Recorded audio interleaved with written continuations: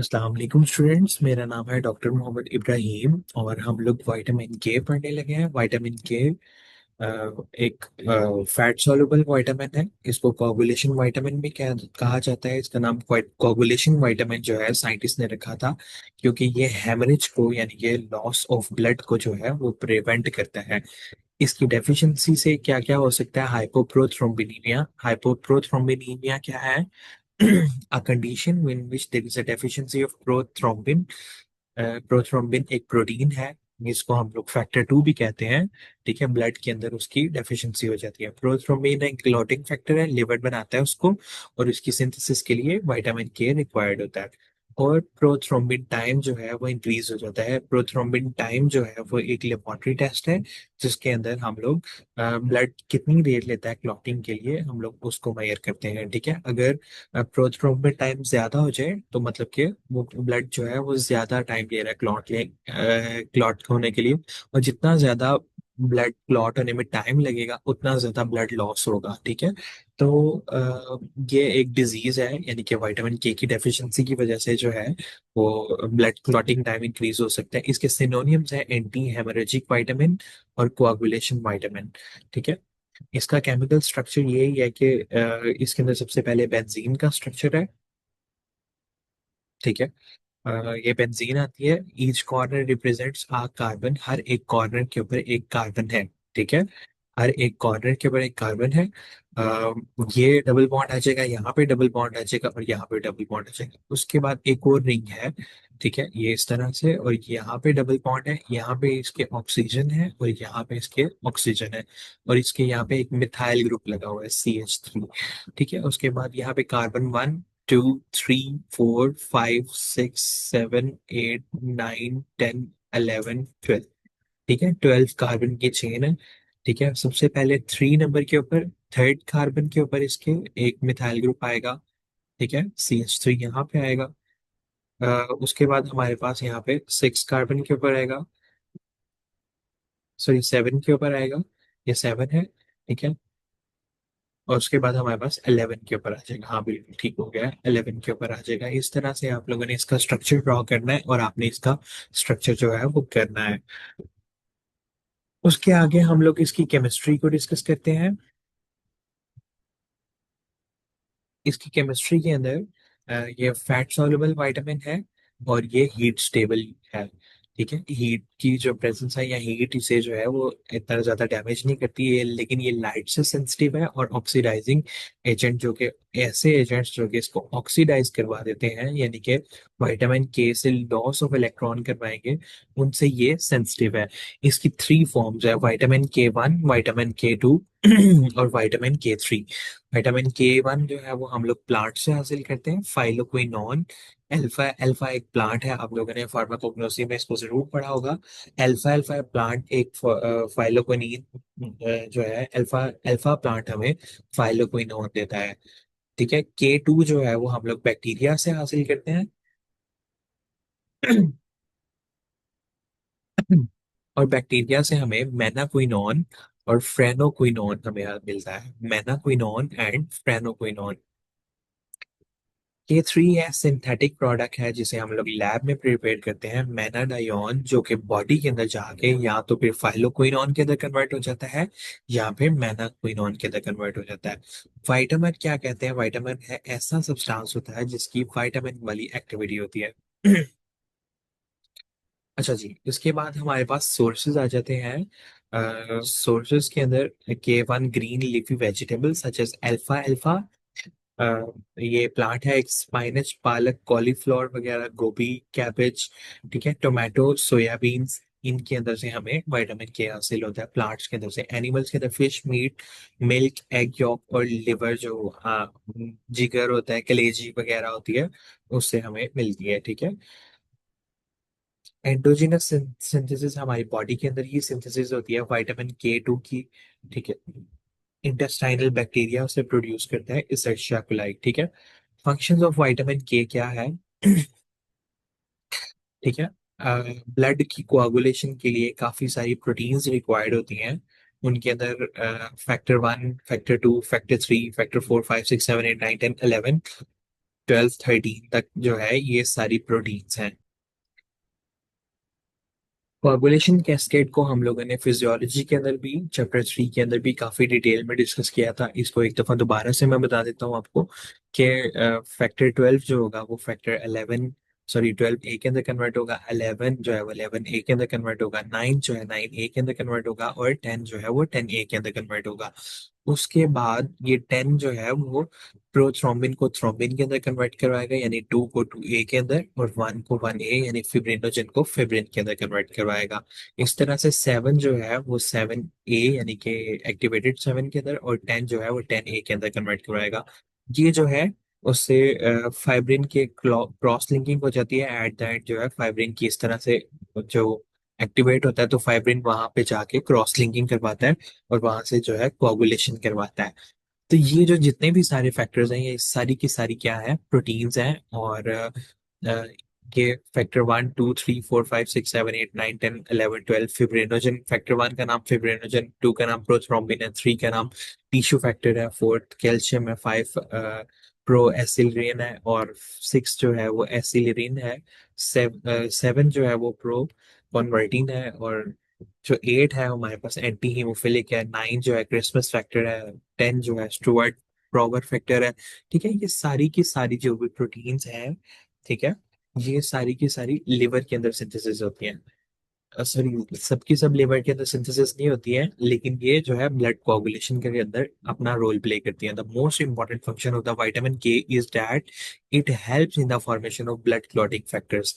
ठीक है, ये सारे ब्लड क्लॉटिंग फैक्टर्स लिखे हुए हैं जिनकी फॉर्मेशन के अंदर विटामिन के जो है वो हेल्प करता है। जैसे factor 2 prothrombin, factor 7, factor 9, factor 10 जो है ये लिवर के अंदर सिंथेसाइज होते हैं, और विटामिन के जो है इनकी फॉर्मेशन के अंदर एक बहुत इंपॉर्टेंट रोल प्ले करता है। These factors are formed by the liver in the presence of vitamin K. ये विटामिन के की मौजूदगी में बनते हैं।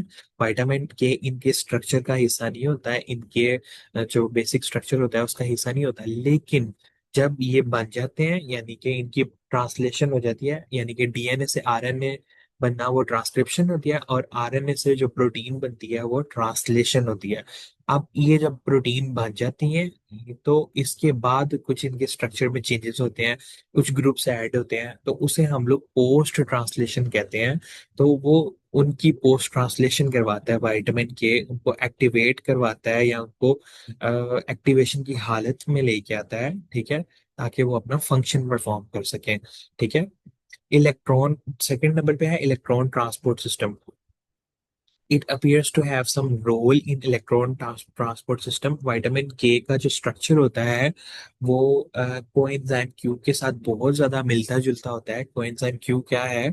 कोएंजाइम क्यू एक स्ट्रक्चर है जो कि इलेक्ट्रॉन्स को ट्रांसफर करवाता है। ठीक है, हमारी माइटोकॉन्ड्रिया की मेम्ब्रेन के अंदर, ये माइटोकॉन्ड्रिया होता है, माइटोकॉन्ड्रिया की मेम्ब्रेन के अंदर कुछ इस तरह से प्रोटीन्स होती है, कॉम्प्लेक्स 1 2 3 4 इस तरह से। तो कोएंजाइम क्यू जो होता है वो प्रोटीन 1 से प्रोटीन 4 तक जो है इलेक्ट्रॉन को ट्रांसपोर्ट करवाता है। ये देखिए ना, दो इलेक्ट्रॉन्स है, इनको यहाँ से यहाँ तक ट्रांसपोर्ट करवाना किसका काम होता है? कोएंजाइम क्यू का। तो विटामिन के का भी स्ट्रक्चर इसी तरह से मिलता जुलता होता है। ठीक है, और सिमिलर स्ट्रक्चर है, और ये भी इस तरह के फंक्शंस जो है वो परफॉर्म करता है समटाइम्स। तो इस वजह से इसका इंपॉर्टेंट रोल होता है। प्लांट किंगडम के अंदर विटामिन के जो है वो फोटोसिंथेसिस का एसेंशियल कंपोनेंट है। ठीक है, रेस्पिरेटरी मैकेनिज्म, विटामिन के जो है वो एसेंशियल कंपोनेंट है रेस्पिरेटरी मैकेनिज्म। रेस्पिरेशन मतलब कि एनर्जी प्रोडक्शन जो होती है, ग्लूकोज से एनर्जी प्रोडक्शन, उसके अंदर ग्लाइकोलिसिस, क्रेब्स साइकिल और इलेक्ट्रॉन ट्रांसपोर्ट चेन। मैंने अभी आपको बताया इलेक्ट्रॉन ट्रांसपोर्ट चेन, जो मैंने आपको डायग्राम दिखाई है, इसके अंदर विटामिन के का रोल है। ठीक है, कि ये इलेक्ट्रॉन को ट्रांसफर करवाता है एक प्रोटीन से दूसरी प्रोटीन तक। ठीक है, तो विटामिन के का फोटोसिंथेसिस के अंदर भी बहुत इंपॉर्टेंट रोल है। डेफिशिएंसी ऑफ विटामिन के क्या हो सकता है? हाइपो प्रोथ्रोम्बिनीमिया, प्रोथ्रोम्बिन के लेवल्स जो होंगे वो कम हो जाएंगे। ठीक है, जिससे जो है वो अनकंट्रोलेबल ब्लीडिंग होगी और हेमरेजेस हो सकते हैं, लॉस ऑफ ब्लड हो सकता है। प्रोलोंगेशन ऑफ प्रोथ्रोम्बिन टाइम, यानी कि प्रोथ्रोम्बिन टाइम जो है वो क्लॉटिंग टाइम हमें बताता है कि हमारा ब्लड कितनी देर में क्लॉट होगा। ठीक है, तो नॉर्मल प्रोथ्रोम्बिन टाइम जो है वो 12 to 15 सेकेंड है। ठीक है, अगर ये ज्यादा हो जाएगा यानी कि 30 सेकेंड तक चला जाएगा तो ब्लड कोआगुलेशन के अंदर प्रॉब्लम हो सकती है। एब normal clotting factors, clotting factor properly नहीं बनेंगे विटामिन के की डेफिशिएंसी में, जो जो क्लॉटिंग फैक्टर्स बनते हैं यानी कि 2, 7, 9 और 10 जो है वो नॉर्मली बनते हैं, वो सही सही तरह बनेंगे नहीं। हेमोरेजिक स्टेटस, ठीक है, एंड अनकंट्रोलेबल हेमरेज, बहुत ज्यादा ब्लीडिंग स्टार्ट हो जाएगी विटामिन के की डेफिशिएंसी के अंदर। न्यू बॉर्न चाइल्ड में ब्लीड फ्रॉम, एक जो नया नौज़ायदा बच्चा जो पैदा हुआ है उसके एड्रीनल ग्लैंड से, एड्रीनल ग्लैंड किडनीज के ऊपर एक ग्लैंड प्रेजेंट होता है जो कि काफी सारे हार्मोन प्रोड्यूस करता है हमारी बॉडी के अंदर। ब्रेन से ब्लीडिंग होगी, जीआईटी से ब्लीडिंग हो सकती है, या अम्बलाइकस, ठीक है, जो कि अम्बलाइकल कॉर्ड वो होती है जिसे हम लोग नाफ कहते हैं, या हम लोग जैसे बेली बटन कहते हैं, वहां से जो है जो कि वहां से कॉर्ड होती है जो कि मदर से कनेक्ट कर रही होती है बेबी को। ठीक है, वहां से ब्लीडिंग हो सकती है, क्लॉटिंग टाइम बहुत ज्यादा इंक्रीज हो जाएगा। एडल्ट्स के अंदर हेमरेज जो है वो बहुत ज्यादा देखा गया है ऑपरेशन ऑन द बाइलियरी ट्रैक, जब उनके बाइल डक्ट का या बाइल ट्रैक का ऑपरेशन हुआ है तो तब जो है basically bile bile gall bladder से जो है वो बाइल सॉल्ट्स रिलीज होते हैं। ठीक है, ठीक है, विटामिन के एक इधर इसकी डिस्क्रिप्शन के अंदर मैंने ऐड किया हुआ है, विटामिन के जो है वो एक फैट सॉल्युबल विटामिन है। इसकी एब्जॉर्प्शन जो है वो इंटेस्टाइन से होती है, तो उसको बाइल सॉल्ट्स चाहिए होते हैं। ठीक है, तो जब ऑपरेशन होता है गाल ब्लैडर रिमूवल होता है, गाल ब्लैडर यानी पित्ता वगैरह निकाल दिया जाता है, या बाइल डक्ट जो होती है, ऐसी नाली जो कि पित्ते से कनेक्टेड होती है या गाल ब्लैडर से कनेक्टेड होती है, और इंटेस्टाइन तक जो है वो सेक्रीशन लेके जा रही होती है। बाइल फ्लो जिससे ऑब्स्ट्रक्ट होता है यानी कि रुक जाता है या फिर कम हो जाता है, उसकी वजह से विटामिन के की एब्जॉर्प्शन जो होती है ब्लड के अंदर वो भी कम हो जाती है, क्योंकि विटामिन बाइल सॉल्ट्स जो होते हैं वो फैट्स को जो है वो एब्जॉर्ब करवाते हैं ब्लड के अंदर। ठीक है, जिसके नतीजे में अब इंटेस्टाइन से बाइल सॉल्ट्स, सॉरी, इंटेस्टाइन से फैट्स की जो एब्जॉर्प्शन नहीं होगी, और विटामिन के भी एक फैट सॉल्युबल विटामिन है, तो उसकी वजह से फिर लेस लेवल्स ऑफ विटामिन के रीच इन द ब्लड।